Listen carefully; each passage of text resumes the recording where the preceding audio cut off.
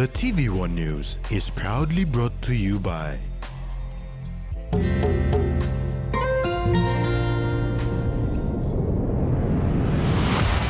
BSP, our bank, our people.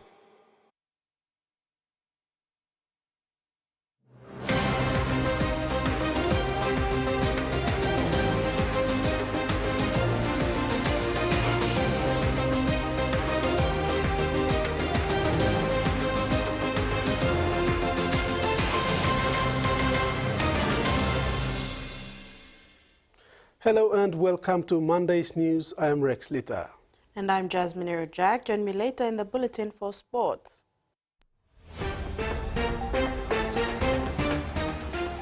In this edition, 150 city wardens to begin community policing, no money raises debt concern eve of parliament. And Moses return home champions.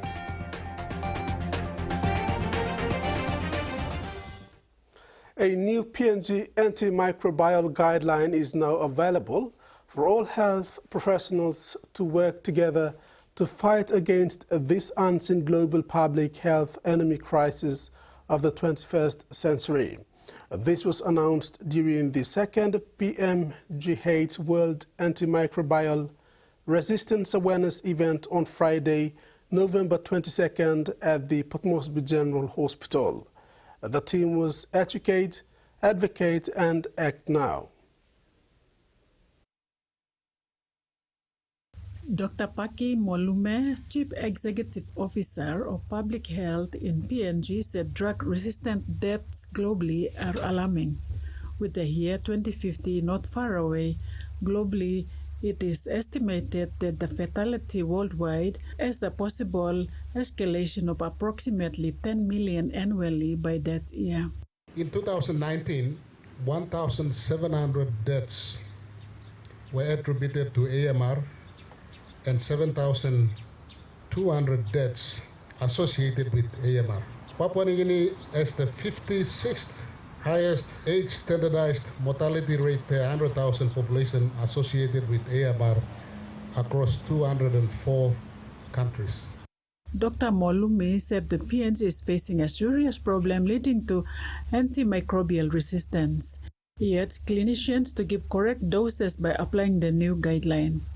The PNG antimicrobial guidelines were developed by the National Department of Health with over 60 doctors, pharmacists and nurses from PNG contributing to the content. The guideline project was supported by the World Health Organization, Bennett Institute, and Therapeutic Guidelines. Closure is the leading cause of deaths and admissions at Port Moresby General Hospital and also throughout the country. Yes, so it's a leading cause of deaths and admission in our hospital, and the drug resistant to tuberculosis is increasing. And resistant to viruses, resistant to malaria. So I want all of us to follow this, implement these guidelines at Port Moresby General Hospital, and let's join the rest of the world in the fight against antimicrobial resistance. So thank you for all of you. POM General Hospital Pharmacist Coordinator Sandy Navarra said that the guideline will help stop the spread of antimicrobial resistance. It's a collaboration of teamwork, as Dr. Ak mentioned, to help reduce the spread of antimicrobial resistance. Now that we have that tool, that all medicines to be issued on prescriptions alone, family members asking for amoxicillin is over now. The threat of antimicrobial resistance is real. Let us educate, advocate, and act now to preserve our precious antimicrobials. Microbiologist Dr. Gabriela Hack urged every medical practitioner to come together to fight the same unseen enemy. Doctors, the nurses, the lab people, the pharmacists, we all speak this. But this guideline approved says that you put them on this particular antibiotic. We have to do that. Joanna Pile, TVWAN News. The Supreme Court has granted leave to the evicted settlers of Posen 3541 Erima in the National Capital District to apply for judicial review. Counsel representing the settlers, Raymond Obora, said his clients have been fighting their legal battle vigorously since 2021. Such a decision by the Supreme Court is a relief and gives them hope. The Supreme Court on October 24, 2024, granted leave for judicial review to the settlers living on Posen 3541 at Erima. The settlers in 2014 registered an association called Erima Community Welfare Association with the aim to improve their living standards by developing a residential housing project in line with the government's settlement upgrading and urbanization policy and programs. However, on December 15, 2015, whilst waiting for a response from the NCDC Physical Planning Board, a National Gazette number G814 was published giving notice of rezoning. Posen 3541 was exempted and went straight to tender. One Andrew Tumu Limited was the sole applicant and granted state lease over Posen 3541. The land title was issued on 7th July 2016. The settlers filed a National Court judicial review proceeding and challenged the decision to grant state lease to Andrew Tumu Limited. On September 18, 2017, the National Court delivered its decision in favor of the settlers and held that the exemption from advertisement for no good reason before put on tender was tantamount to fraud.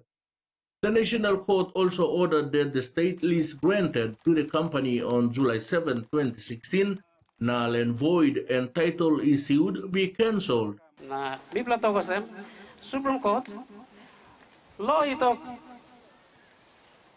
tender masigot 30 days na all give him tender all open him law dates 7th of March 2022 now all close him law 10th of March 2022 only 2 days. How can somebody who did not apply can get a title again? Supreme Court talk you have an arguable case. You have a good case to argue in court. So only all delay. You people are within time because Lands Department time will give him title, land to limited all not give you. There's the opportunity. Your right to be heard was denied. On Wednesday, March 7, 2018, following a court order, the Department of Lands published again in the National Gazette number G157 of 2018 that Posen 3541 Granville, Erima, NCD was on tender. Mr. Obora said that whilst the process was still underway, the Land and Physical Planning Board awarded the tender to Andrew Tumu Limited and deprived the rights of the settlers to apply. The settlers then appealed to the Supreme Court to review the decision.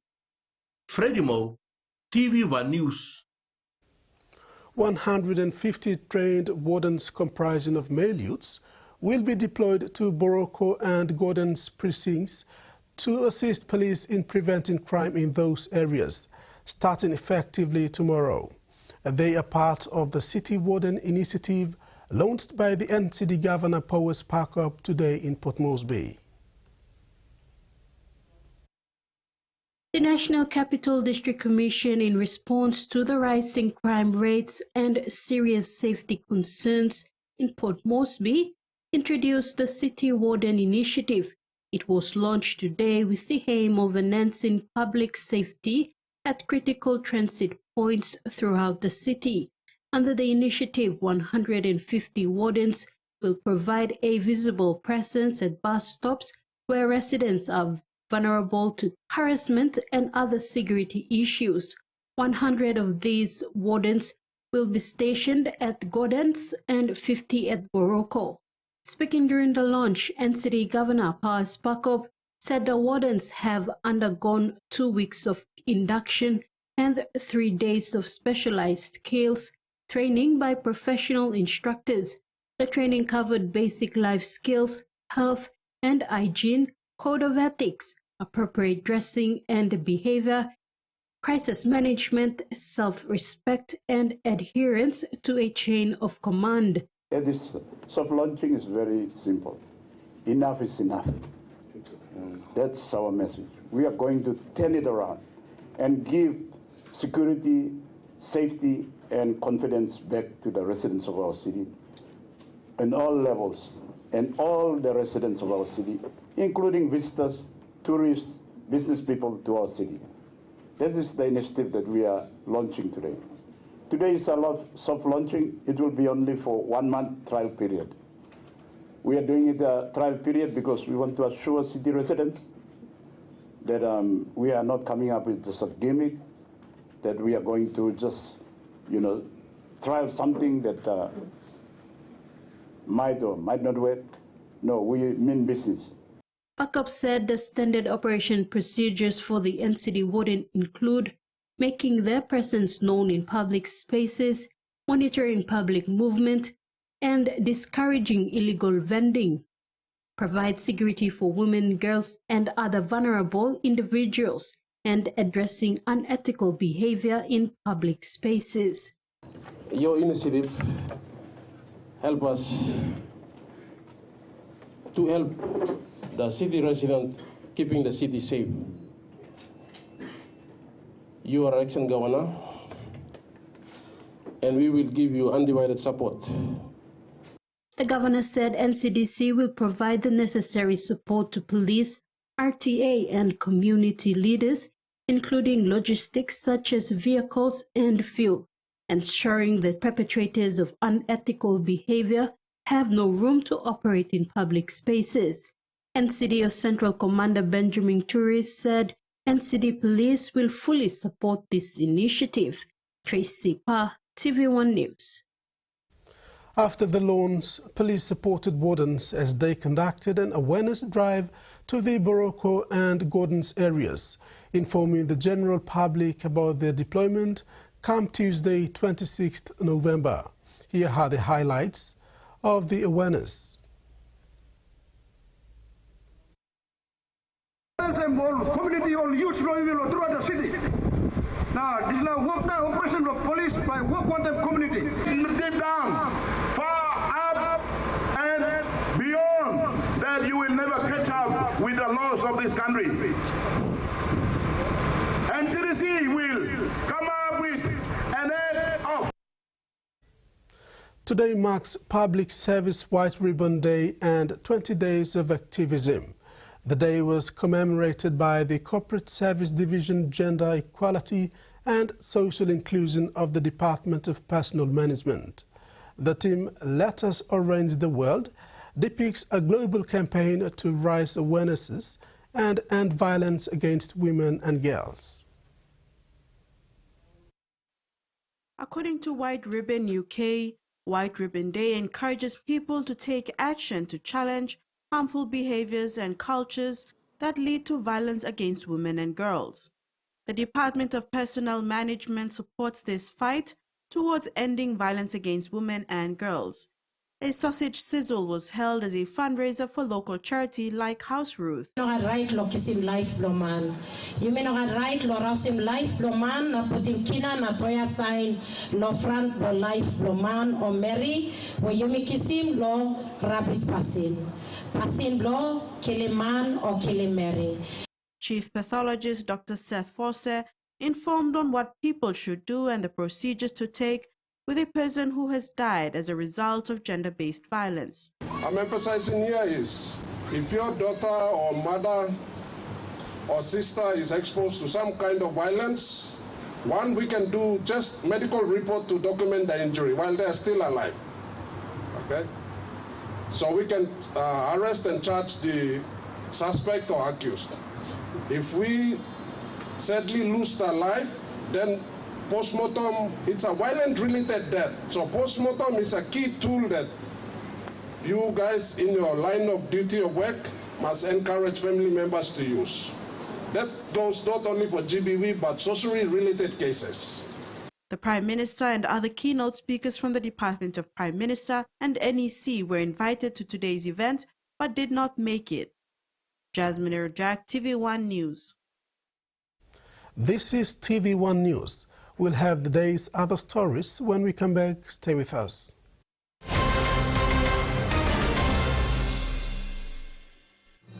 Experience a convenient and smarter way to do your banking with BSP Mobile Banking. You don't have to leave the office or your home to pay for bills. You can view your account balance, transfer funds, top up phone credits, or purchase easy paid units wherever you are. Visit your BSP branch today to register now for BSP Mobile Banking. BSP Mobile Banking, the smarter way to bank. BSP, our bank, our people. He says the best Hunters players come from his region. So does she. But there's one thing that brings everyone together. SB Lager, Bungyumyumi. All right, man. Show me some good slippers around here. Boss man. Good, you want. Strong like you, smart like me. Yeah, I hope they don't break. Now surely look his son. This is Relaxo. Strong plus shred. Should I try them on you? No, please. I'll take them. Relaxo. Very strong, lasts long. Open nets.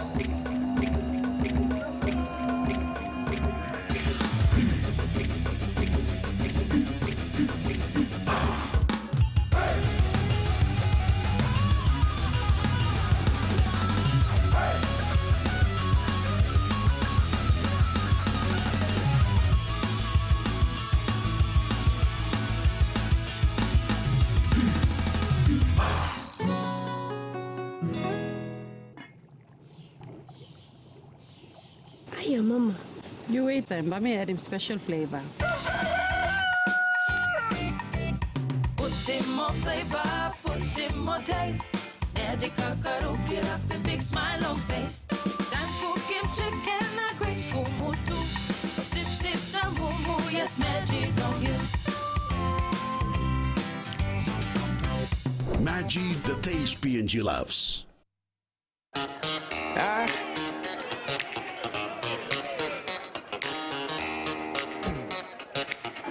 Superstition ain't the way.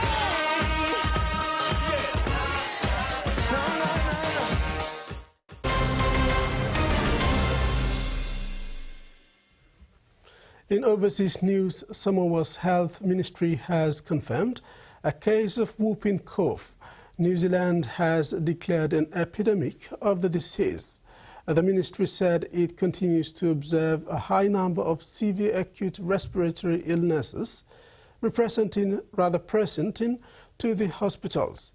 The ministry said vaccination in line with immunization schedule is the best prevention.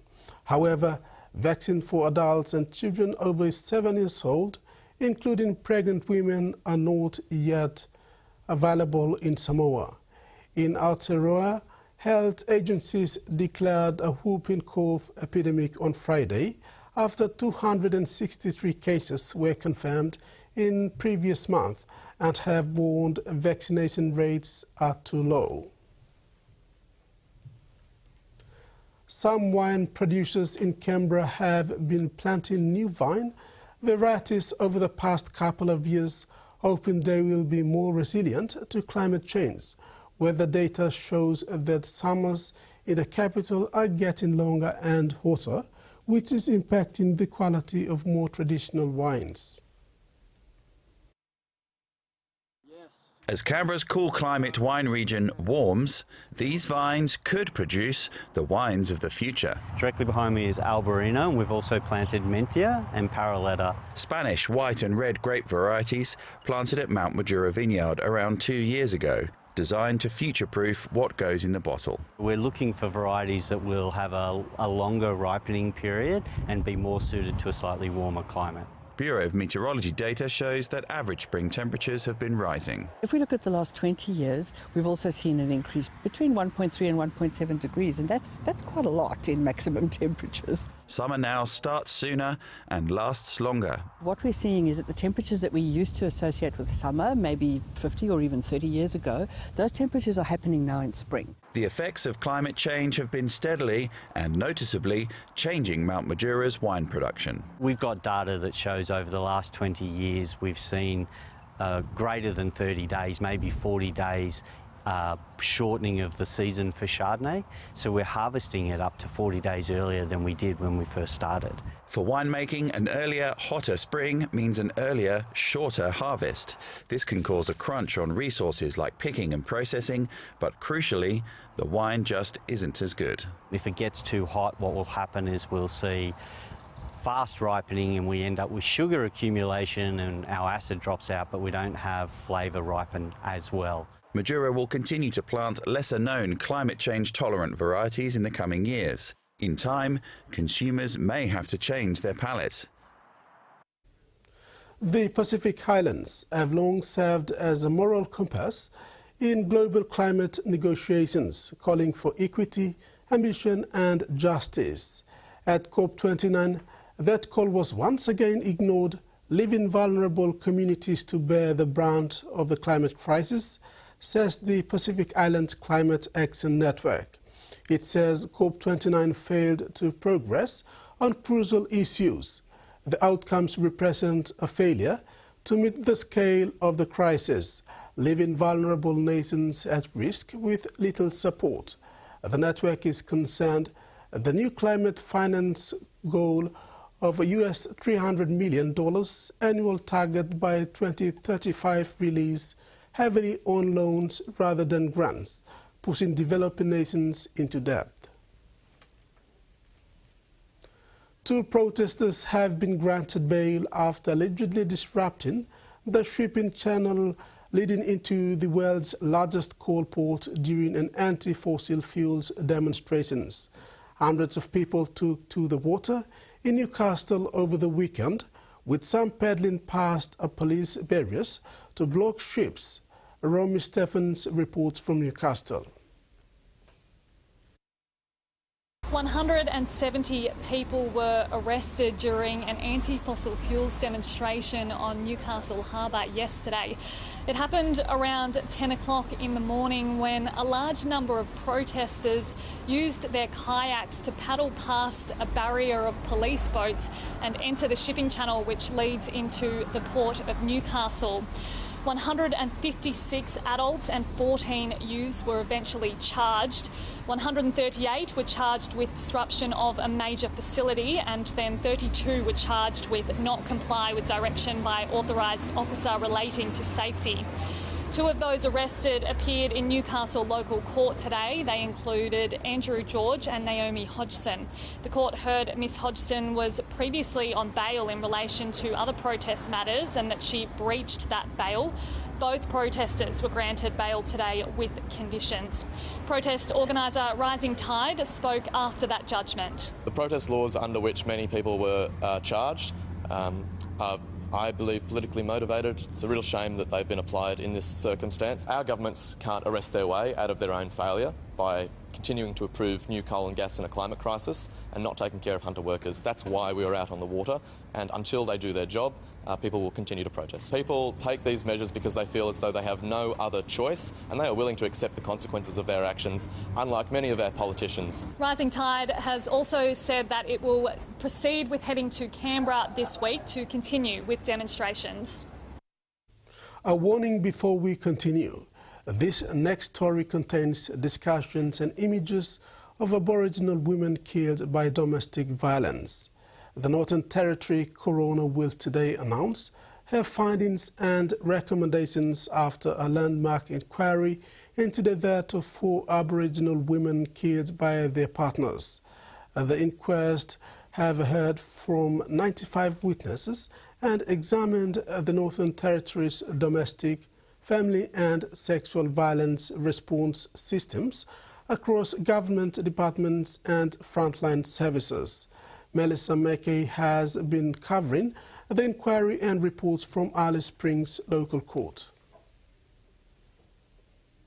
This has been the most significant coronial inquest of its kind in the Northern Territory. It's a series of inquests into the deaths of 4 Aboriginal women, Kumanjai Haywood, Kuman Rabunja, Nyago Ragurk and Miss Yunupingu. Each of these 4 Aboriginal women were killed by their partners. Each of their partners had a history of domestic and family violence, and so the coroner has spent the better part of about a year and a half hearing from, as you said, 95 witnesses to really deep dive into the Northern Territory's domestic, family and sexual violence response. The evidence that she's heard over that time she's described as horrific and heart-wrenching. We've heard from Northern Territory Police, who have told the court that responding to domestic and family violence calls makes up to 80% of their total workload. NT Police have recorded a 117% increase in the number of domestic violence call-outs in the past decade, and they told the coroner that they expect that will continue to increase by another 73% over the next 10 years unless something significant changes. We've also heard evidence about police training being inadequate. Some changes have already been made in that space, and there has also been evidence around prevention and education. The coroner heard that there simply isn't really the education of particularly young men and boys in the Territory around how to have healthy relationships, as well as how to rehabilitate perpetrators once they have committed domestic violence offences. We know that the Northern Territory has the highest rates of domestic and family violence in the country. Gemma, the rate of intimate partner homicide here in the NT is 7 times that of the national average. So it has been a really significant inquiry over the past year and a half, and there are a lot of people anxiously waiting for the coroner's findings today. And Mel, what can we expect from her findings and recommendations?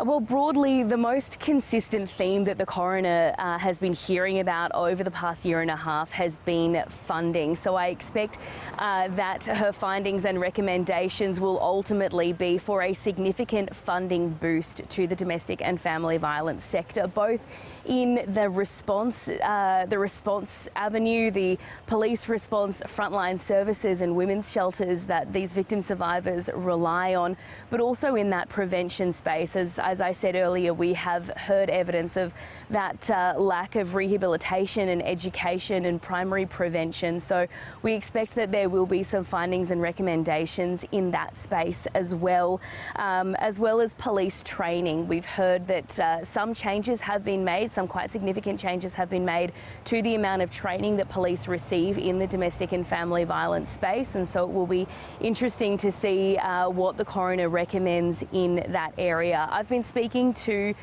people who work in the DV sector over the past couple of days as they've been waiting for these findings to be handed down, and there is a real sense of hope that there will be change from these findings and recommendations, but of course also a level of anxiety within the sector around which changes and recommendations will or could be enacted and accepted. So a lot of people watching the Northern Territory Coroner's Court very closely today, Gemma.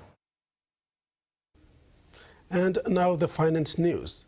The Kina closed unchanged at $0.2520 in the interbank market. At Bank South Pacific, our Kina was buying $0.2445, $0.3715 Australian dollars, $0.2260 euro and 37.44 Japanese yen. Looking at commodity prices at New York close, coffee, cocoa, palm oil and crude oil closed higher. Gold and copper closed lower, and copper closed the day unchanged. And on the stock market, the Dow Jones closed higher, ASX closed higher, and all ordinaries closed higher as well. You're watching TV1 News. We'll be back with more stories after the break.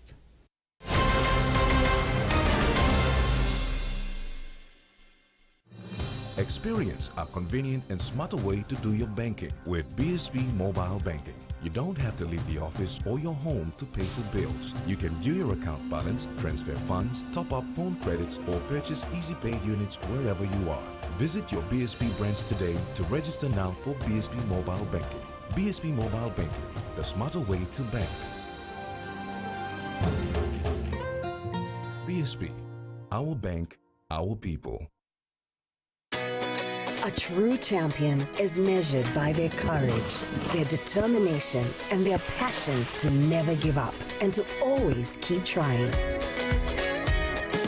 With a delicious Milo in milk taste and added nutrients, Milo in milk is a great way to fuel our little champions with nourishing energy every day. Because true champions give it their all. Milo, P&G and Mia. Find P&G made. Quick favorite meal for the day does feel good. Snacks noodles is my choice for a simple meal. It is easy to prepare and fast to cook. And with a touch of flavor and ingredients, quality noodles that can be cooked and enjoyed in many different ways. You see, my whole family loves it. It's made here in P&G and comes in different pack sizes. Snacks noodles, tastier by you like you more. Enjoy life when we work together, making happy memories that last forever. Hot in talk, young or old, a scale-raised family meal we're told. We'll bring out the smiles cause it's our favorite of mine. Tennessee Cola, scale rise, long scale price. Tennessee Cola, scale rise, long scale price. You like it. Bro, it's awesome, man. Pepsi promotion. I'm so excited. Let's go, let's go. Amber, Pepsi from Max. Pepsi from Max. How do you win this? 2 plus Pepsi, that's all. 2 cans, bro. 2 plus, that's all. You get yourself a chance to win this box of Max. It's crazy cool. My God. A pair of headphones. It's a towel. How about that? Cooler box. Yeah!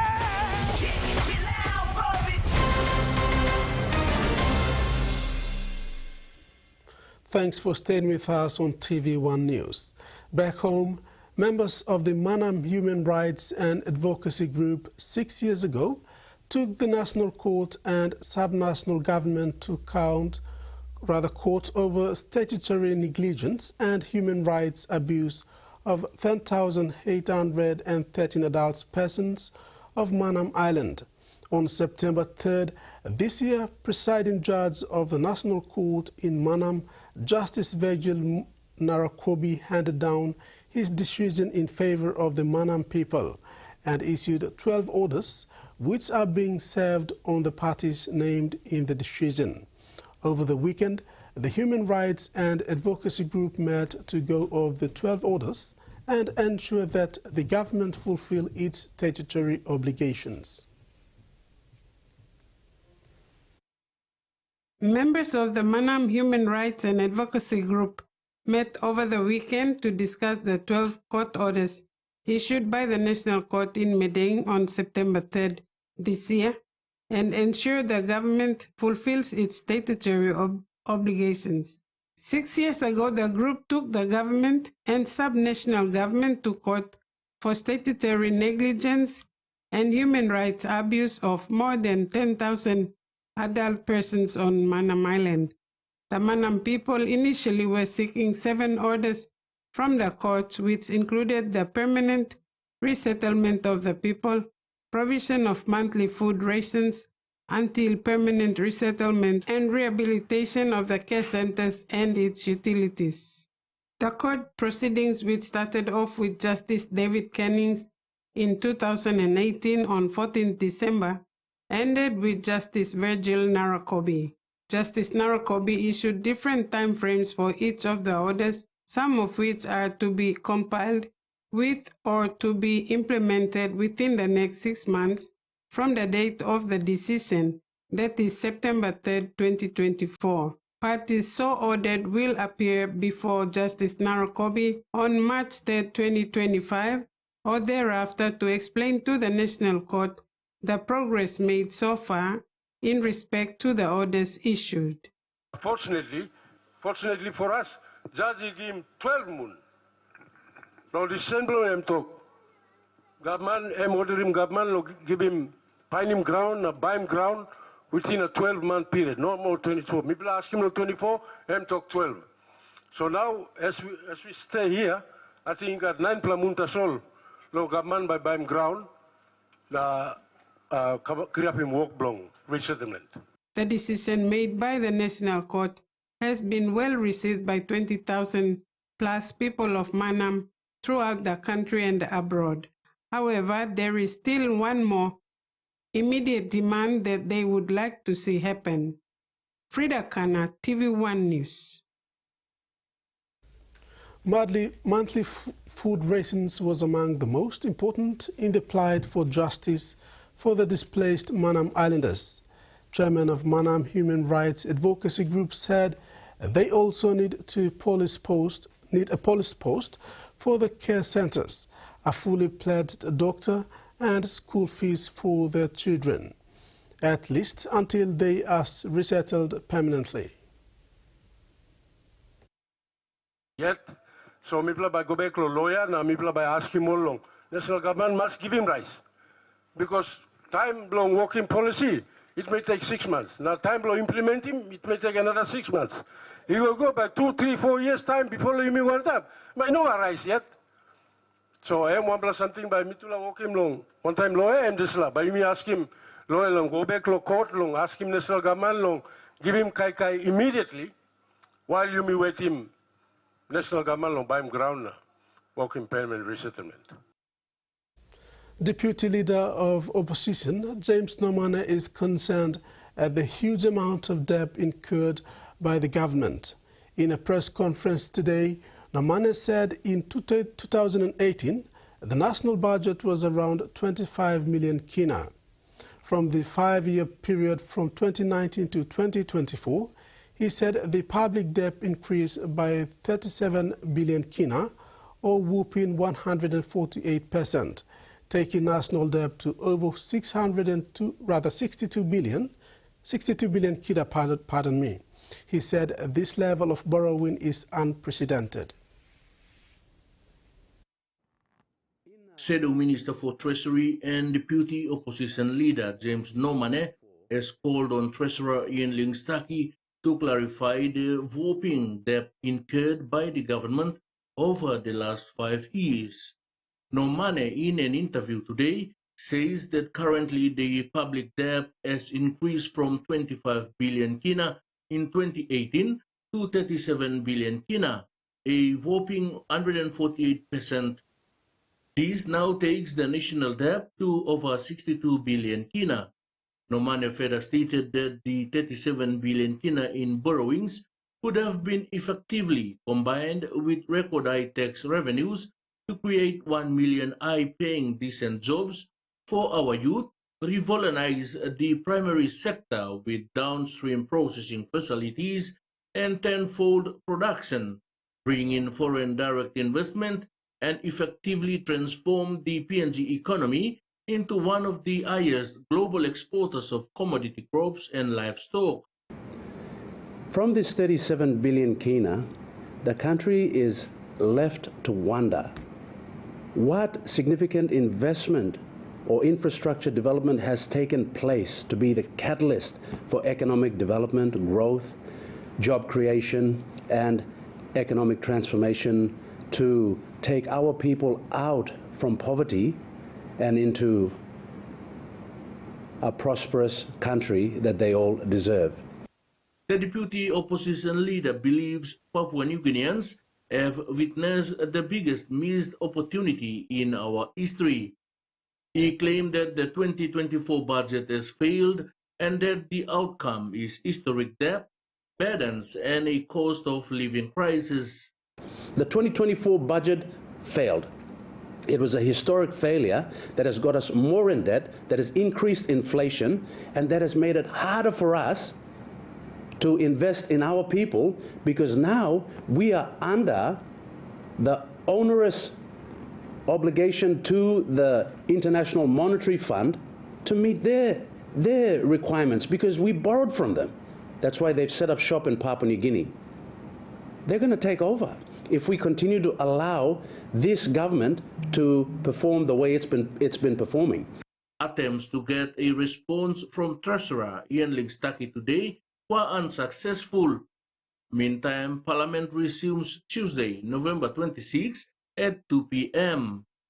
Freddie Mo, TVWAN News.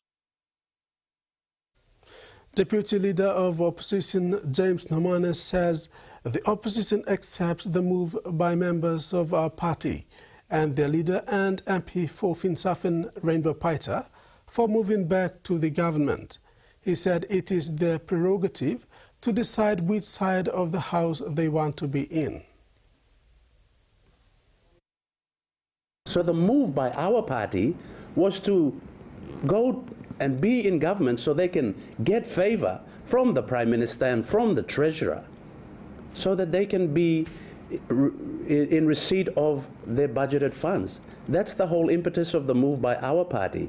So in opposition, we don't begrudge them. We don't have any ill feelings. We completely understand the move and we respect them for moving so that they can receive their budgeted funds. Coffee production and exports for the country is affected and the income for PNG farmers is reduced from 50 to 40% due to the harmful coffee berry borer. According to coffee hunters, the coffee berry borer or coffee borer beetle is an insect found around the world and prevalent in most coffee-producing countries.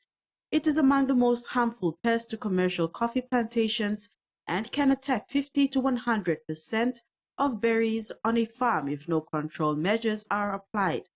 Coffee is a major cash crop in the highlands of Papua New Guinea, accounting for over 90% of the country's coffee production. President of Highlands Farmer and Settlers Association, Wilson Thompson, confirms that coffee production and exports for the country is affected and the income for the farmers is reduced from 50 to 40% based on prevalence and impact of the CBB. Thompson said the trials on 100 kg cherry coffee showed it weighed 50 to 60 kg when pulped, fermented, and washing it reduced the weight to 40 kg. Dried parchment weight showed between 20 to 25 kg. The more parchment or dried coffee with infested beans are held and not dried to 11 to 15% moisture content. The borer continues to survive in the bean. Whilst the farmers know little to deal with the insect, there is also concerns of red ants in Bulola district that makes it difficult for farmers to pick or deal with coffee trees without being attacked by the ants. The presence of the insect in Marba and Medang means it will spread right around PNG. Thompson is urging more awareness to improve work in containment, identification, and dealing with the coffee disease. Meantime, the Coffee Industry Corporation Limited has apologized to stakeholders for postponing the National Coffee Symposium, which was scheduled for the 27th to the 28th.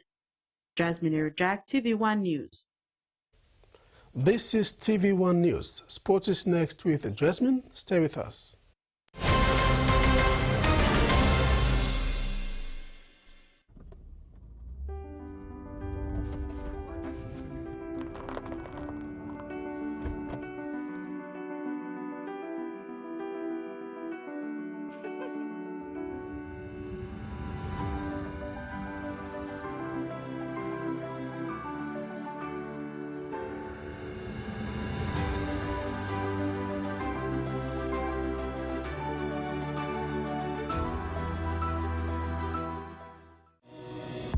In its first 10 years, the PNG LNG project has had a long-lasting impact, contributing more than 26 billion kina to the state of Papua New Guinea.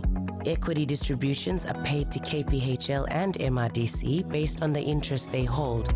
Tax is paid to the IRC, while development levy and royalties are paid to DPE. For more information on direct and indirect benefits, visit PNG EITI's website.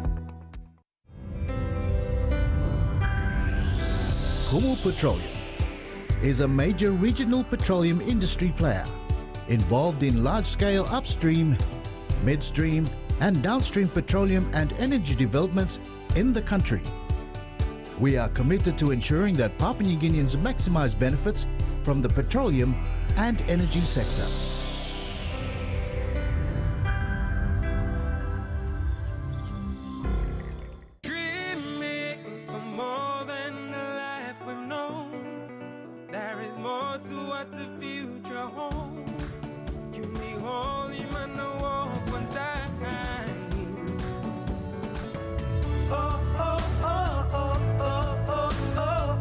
We dare to believe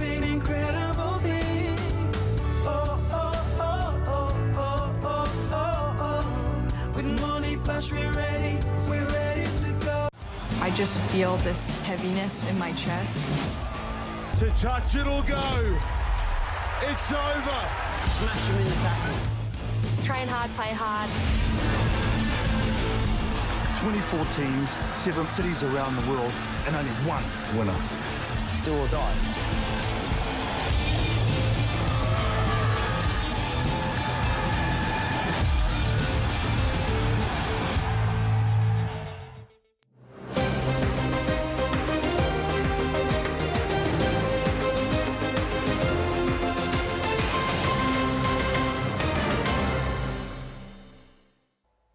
Thanks for staying with us.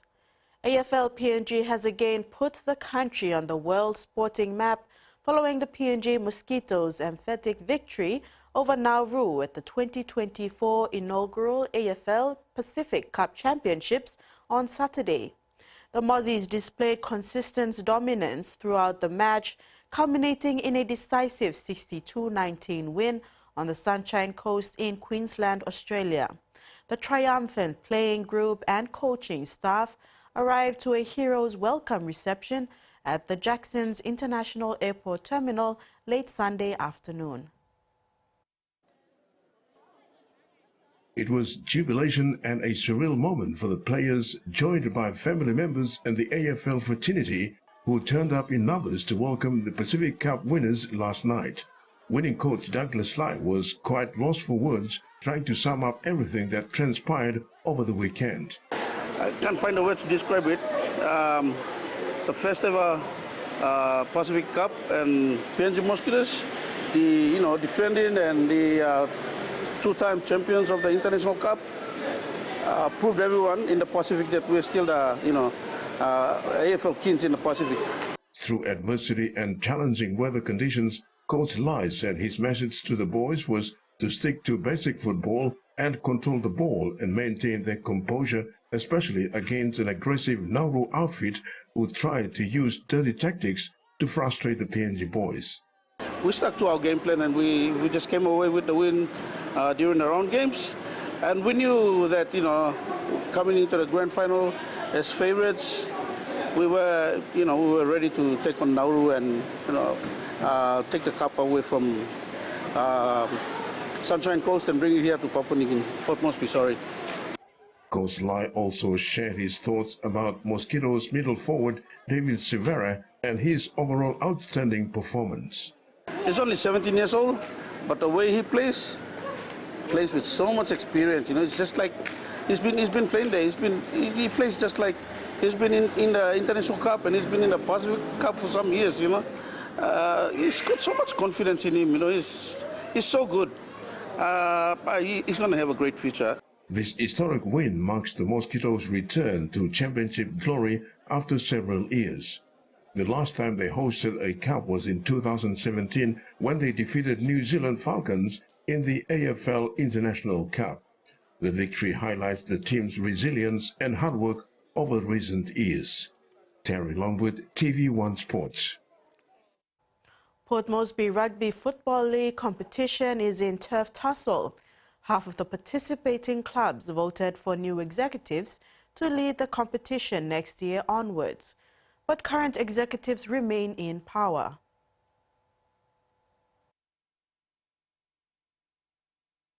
7 of 12 clubs participating in the Port Moresby Rugby Football League competition held an annual general meeting Sunday, 24th November, and elected new executives. The new elected executives are led by Chairman Hong Kiap, Ronnie Titi Jr. as Senior Vice President, and Butler Otio as Junior Vice President. Treasurer is Patricia Urum, and Secretary is Udu Vai. President of Double Warriors Rugby League Club, Robert Dog Akunai, said this process was done in the best interest of Port Moresby Rugby Football League. Akunai revealed 2 priority areas for the new executives: sponsorship and getting back PRL land from then Oil Search, now Santos, and government. On the 3rd AGM, which is now, one of the agendas or order of business is to elect new board members for PRL or Port Moresby Rugby League, which we did. As per this meeting, we, the 11 presidents, will task the new board to immediately do two things. One is to find a sponsorship for Purpose Rugby League, and they must get into their gears tomorrow. Sit down, put their brains together, get their brains working, and find a sponsorship for Purpose Rugby League for season 2025 and beyond. That's the one task.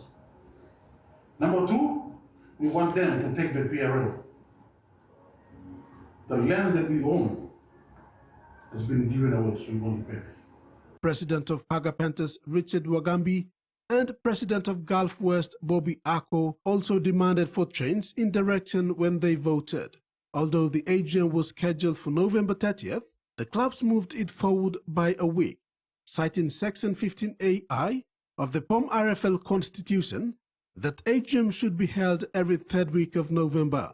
However, long-serving interim chairman Dr. James Naipawa said the AGM to elect new executives is scheduled for November 30th and expressed disappointment at the clubs who participated. Dr. Naipawa maintains that the executives under his leadership are still in charge, but the new executives have moved on with responsibilities. The biggest off-season rugby league in the country, the KCK Rigo Rice Cup, was launched Sunday the 24th of November at the Sir Hubert Murray Stadium, Port Moresby. KCK Rigo Rice committed 500,000 kina to the tournament. Other sponsors also made commitments, making it the biggest off-season rugby league tournament in the country. The competition will run for 4 months, with over 50 teams expected to participate. Competition starts this Friday, the 29th of November. The winner picks up 200,000 kina, and the cup runner-up gets 60,000 kina, and the third-place winner gets 40,000 kina. At the launch, KCK Rigo Rice Managing Director Jeffrey Kennedy said this grassroots tournament will bring together talents who couldn't make it into the Judicial ExxonMobil competition. PNG misarem musamigat plan the competition to stop rugby league over the line. But minu bin arem on black grassroots cup through bin come up. Through black grassroots cup. Grassroots cup where makim online where all hard goal all big competition. Online so they get talent. Online start plus some all difficult situations. We need a competition just for you. The South Sydney Rabbitohs are reportedly not in a rush to offer Alex Johnson a new deal and would consider releasing him early if another club came knocking. The winger, who ruptured his Achilles at the back end of the 2024 campaign and could be racing the clock to be fit in time for round 1 in 2025, is off contract at the end of the coming season. Alex Johnson is one of NRL's most prolific try scorers and could be on track to break Ken Irvin's famous record before he hangs up his boots. Whether he does that at the Rabbitohs or not remains to be seen, though, with Johnson's future now likely to be in the hands of Wayne Bennett as he arrives at Maroubra for a second stint in charge of the Foundation Club. According to News Corp, Johnston has not been offered a new deal by the Rabbitohs for 2026 and beyond, with the club's hierarchy keen to see how he returns from his long injury layoff before making a call.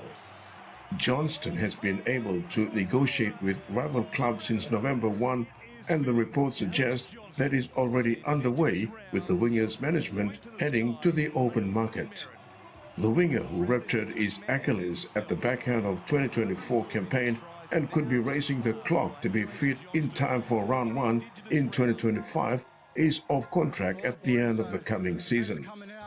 Other clubs have reportedly since placed Johnston on their radar, and he could well wind up being squeezed out of the South Sydney Rabbitohs season early if one of the other clubs asks questions. At this stage, it's unclear how many or who the other clubs are, but there are plenty of clubs who need a big-name winger for 2026 and beyond with money to burn. The 29-year-old has scored 195 NRL tries in 227 games to go with 3 in 10 for PNG while he also represented Australia once in 2015 and has played 4 games for the Indigenous All-Stars. Terry Longwood, TV1 Sports. A former NRL player has joined Concussion Australia's call for mandatory training for players under 25 and parents of children under 16. This comes as federal government responds to Senate inquiry, agreeing that better education is needed.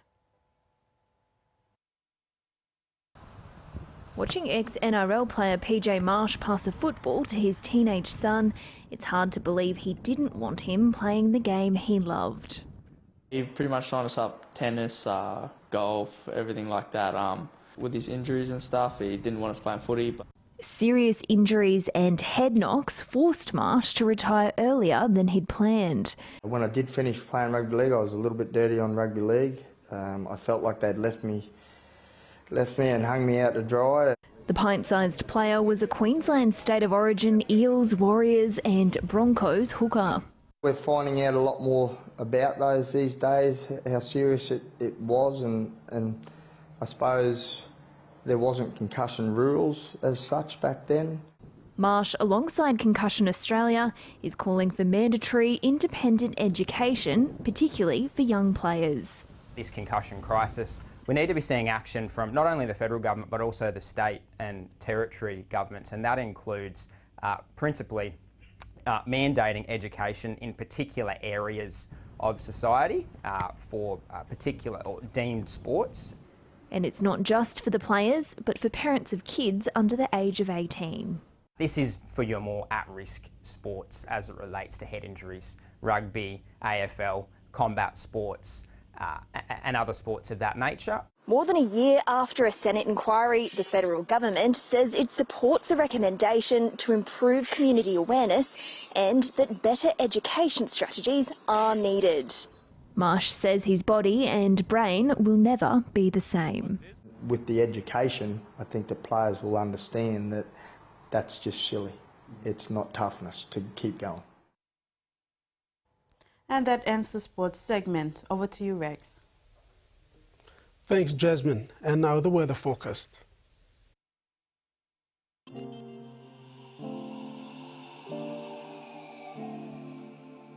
In regional forecast, southern, scattered showers and isolated thunderstorm. Port Moresby, partly cloudy with possible few rain and drizzles and thunderstorms. Alotau, partly cloudy with few rain, drizzles and possible thunderstorms. Mamase, scattered showers and isolated thunderstorms. Lae, cloudy periods with some rain drizzles. Wewak, cloudy periods with some rain and possible thunderstorm. New Guinea Islands, scattered showers and isolated thunderstorm. Lorengau, Kokopora Bowl, cloudy periods with some rain showers and possible thunderstorm.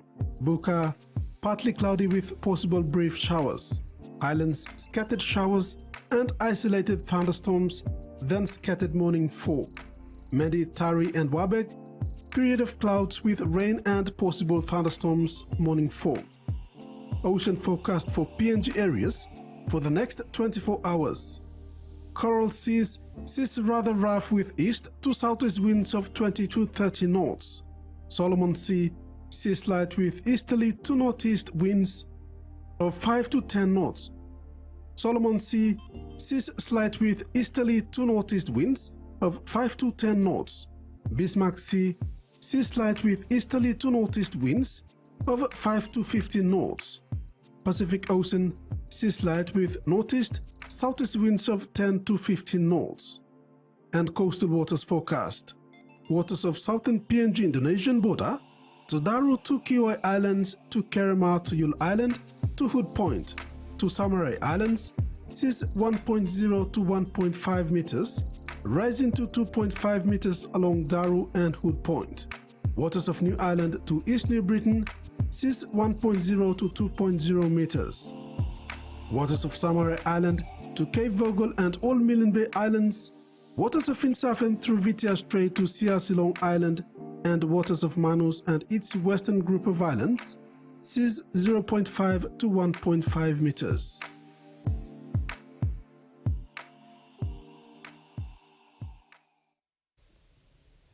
And that wraps up the news tonight. Pleasant viewing. Bye now.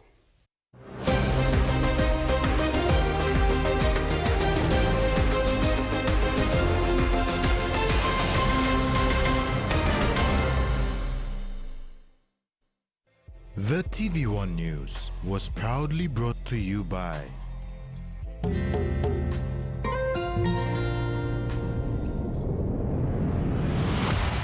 BSP, our bank, our people.